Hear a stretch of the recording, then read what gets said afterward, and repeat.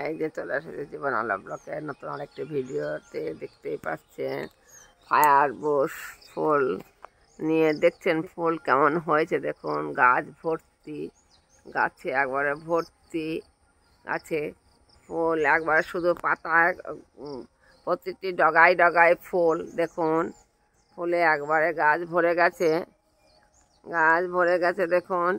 এই রকম গাছ আপনিও বাড়িতে করতে পারেন। খুব একটা পরিচর্যা না, যেহেতু আমি মাটিতে লাগিয়েছি সেহেতু খুব একটা পরিচর্যা আমি করিনি। তাই আপনি এই রকম একটি ফুল গাছ পেতে সহজেই একটি ডাল লাগান, এবং ডাল লাগালেই এরকম ফুল হয়।